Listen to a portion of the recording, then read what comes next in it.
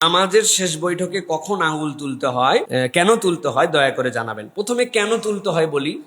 ইসলামের অনেক কেনর উত্তর নাই। রাসূলুল্লাহ সাল্লাল্লাহু আলাইহি ওয়াসাল্লাম তুলেছেন, এই জন্য তুলতে হয়। আর কোনো কেন আছে না? আমি সব বুঝবো না। আমরা পার্টির নাম হচ্ছে সামিআনা ওয়া আতানা। কি পার্টি? শুনছি আর মানছি। আর অন্য উম্মতরা কি পার্টি? শুনছি আর বিরোধিতা করছি। সুতরাং সব কেনর উত্তর নেই। বাস।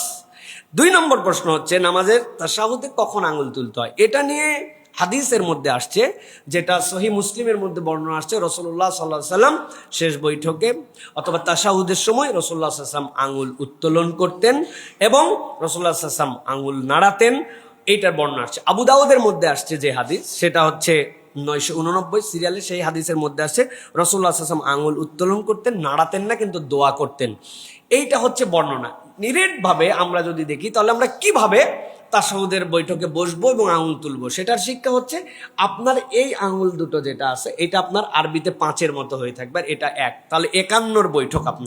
আপনার আঙ্গুল উঠবে না, কিন্তু আপনি বসার থেকে আপনি এরকম করে বসছেন, হাঁটুর উপরে আপনার হাতটা এরকম করে ফেলছেন।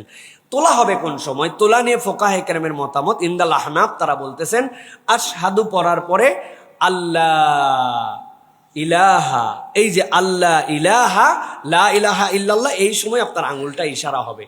এরপরে ইল্লাল্লাহ বলার সময় আপনি নামায় ফেলবেন। এইটা হচ্ছে ইনদাল আহনাফ। আর যারা বলেন যে আঙ্গুল দ্বারা রাসূল সাল্লাল্লাহু আলাইহি ওয়াসাল্লাম ইশারা করতেন এবং হালকা নড়াচড়া করতেন, যেটা হাম্বলি যারা ফকি তারা বলেন, সেইটার ক্ষেত্রে আপনাকে এই নড়াচড়াটা মানে একদম এরকম করে নড়াচড়া না।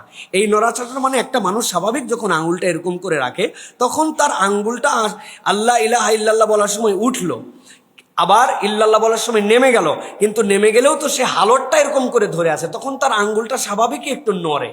এই নড়াটাই হচ্ছে নড়াচড়া, কিন্তু এর মানে একদম আঙ্গুল সবসময় নড়াতে হবে, এইটা নিয়ে অনেকে ভিন্ন মতামত দিয়েছেন। তবে সবসময় মনে রাখতে হবে প্রিয় ভাইয়েরা, যে আমাদের এখানে যেই ইখতিলাফটা, এই ইখতিলাফটার লেভেলটা কি?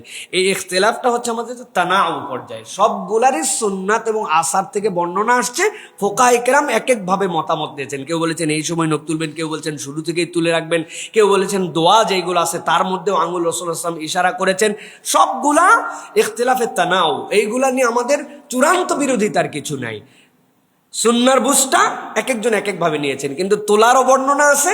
রাসূল সাল্লাল্লাহু আলাইহি ওয়াসাল্লাম এটা করেছেন, এটার বর্ণনা আছে। সুতরাং আমরা শেষ বৈঠকে তাশাহুদের সময় এটা তুলবো। মিনিমাম লেভেলের তোলা হচ্ছে যে আশহাদু আল্লা ইলাহা ইল্লাল্লাহর সময় আমরা নখ নামায় ফেলবো। ধরে রাখার ক্ষেত্রে এরকম আমরা যেভাবেই করি না কেন, আল্লাহ রাসূল সাল্লাল্লাহু আলাইহি ওয়াসাল্লামের সুন্নাত আমাদের আদায় হয়ে যাবে। আল্লাহ যেন আমাদেরকে বোঝার তৌফিক দান করেন।